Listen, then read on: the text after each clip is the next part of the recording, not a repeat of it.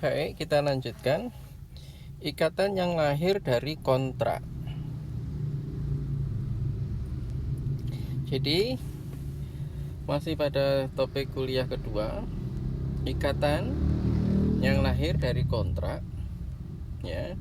Maka kontrak tersebut disebut juga dengan istilah lain adanya persetujuan, ya. Jadi ini ikatan dasarnya lahirnya melalui kontrak. Untuk sahnya suatu syarat, ya, sahnya suatu syarat untuk berlakunya kontrak, maka harus sesuai dengan pasal 1320. Ingat, ini pasal 1320. Di sana ada 4 konsep yang harus dipenuhi, yaitu adanya saling setuju, 2 cakap, 3 hal tertentu, 4 yang halal. Begitu. Saling setuju berarti di sini saling setuju konsepnya adalah antara pasien dengan tenaga kesehatan. Kemudian konsepnya cakap, ya tentu sudah dewasa atau dianggap dewasa atau nanti ada walinya. Hal tertentunya adalah pelayanan kesehatan. Karena ini kita nanti kontrak terapeutik. Hal yang halal terkait pelayanan kesehatan. Jadi secara sederhana, resume yang bisa disampaikan, kalau kita membicarakan kontrak, tentunya kontrak terapeutik, ya, kontrak terapeutik, maka di sana adalah aspek perdata. Di sana merupakan suatu perjanjian atau ikatan yang kemudian harus memenuhi pasal ini yang penting, pasal 1320 untuk supaya sah. Nah, syarat sahnya sesuai pasal 1320 ini ada 4 hal ini. Ingat, ini harus nanti dipahami, ya. Ada saling setuju, cakap, hal tertentu, hal yang halal. Oke, ini nanti dihafalkan ya. SSCHTHH, SSCHTHH. Kemudian 4 syarat tersebut, ya, yang SSCHTHH ini, ya, ini apabila tidak bisa terpenuhi, maka bisa berisiko bahwasanya kontrak tersebut batal, ya. Saling setuju di dalamnya misalnya ada peristiwa kekhilafan, ada pemaksaan, ada penipuan, maka saling setuju ini batal, ya. Otomatis kontrak terapeutiknya batal, gitu. Cakap, ya. Untuk cakap dalam hal ini, maka dia digambarkan orangnya itu sudah dewasa, sudah menikah, sadar, punya hak, gitu ya. Kalau masih anak-anak ya belum dewasa, maka nggak boleh anak-anak itu melakukan kontrak terapeutik. Sudah menikah, ya, kalau sudah menikah dianggap dia sudah dewasa, gitu ya. Sadar artinya kalau orang pingsan, ya, seperti anak-anak itu juga kan belum bisa menyadari sepenuhnya, ya, itu tidak sah, gitu ya. Maka harus dalam keadaan sadar dan punya hak, artinya punya hak untuk melakukan kontrak terapeutik, gitu. Apa ada yang tidak punya hak? Ada, ya, untuk kasus-kasus tertentu misalnya tahanan itu tidak punya hak, ya, secara langsung untuk melakukan kontrak terapeutik. Jadi dia dianggap seperti masih anak-anak, gitu ya. Hal tertentunya adalah pelayanan kesehatan. Kemudian hal yang halal. Yang dimaksud hal yang halal di sini adalah hal-hal yang secara hukum dibolehkan untuk dilakukan pelayanan kesehatan. Kalau abortus tidak boleh, eutanasia tidak boleh, eugenik tidak boleh, dan lain-lainnya. Jadi artinya pelayanan kesehatan yang dibolehkan oleh hukum. Nah, kontrak terapeutik yang seperti ini tadi, kalau tidak sesuai batal ini tadi, diterangkan di sini, ya. Di pasal 1321 ada 1 unsur khilaf, 2 paksaan, 3 penipuan, gitu ya. Kekhilafan itu apa? Di pasal 1322 disebutkan tidak membatalkan loh, ya, kekhilafan itu kecuali jika langsung berhubungan dengan hakikat barang. Nah, kita hampir tidak ada masalah, ya, karena pelayanan kita kan tindakan pelayanan kesehatan. Jadi pelayanan kesehatan pasti jelas. Tapi mungkin juga terjadi khilaf, ya. Orang harusnya diberi katakanlah obat panas, kok malah diberi obat misalnya vitamin, ya, itu kan kekeliruan, kekhilafan, ya. Maka harus berisiko dia mengganti diberi vitamin, memberi obat panas, ya. dan itu risikonya si pemberi misalnya gitu nih. Tapi harus latar belakangnya benar-benar khilaf ya. Kemudian paksaan dan penipuan ya. Di paksaan yang bersifat batin ya 1322 maupun yang paksaan ini bisa paksaan bersifat batin maupun lahir ya. Jadi misalnya diancam itu kan sifatnya batin gitu ya. Kalau lahir itu ya misalnya ya dipukul gitu ya, sudah langsung itu jelas kelihatan. Kemudian ada unsur penipuan ya. Jadi sini tipu muslihat, maka ada unsur penipuan ataupun unsur paksaan dan unsur kekhilafan ini, maka kontrak ini bisa batal. Oke. Kemudian persetujuan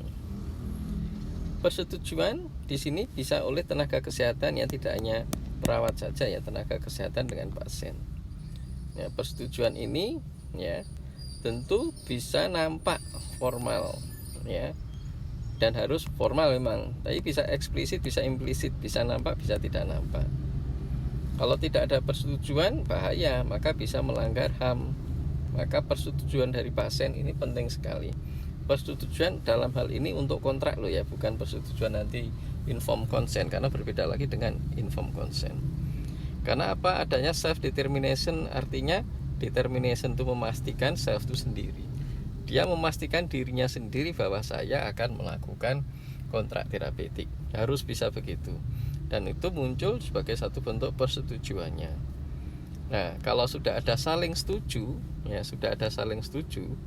ya antara perawat dengan anak tenaga kesehatan dengan pasien ini, maka saling setuju itu menyebabkan ya masuknya mereka ke dalam kontrak terapeutik. Syarat yang kedua adalah cakap. Nah, cakap yang dimaksud di sini adalah bahwasanya orang itu ya dibalik ya, dalam pasal 1330 yang tidak cakap adalah yang belum dewasa. Mereka yang ditempatkan di bawah pengampuan dan wanita yang telah bersuami, yang dalam hal tertentu harus mengikuti persetujuan suaminya gitu ya. Nah, mereka yang di luar tiga hal ini maka dianggap sudah cakap gitu.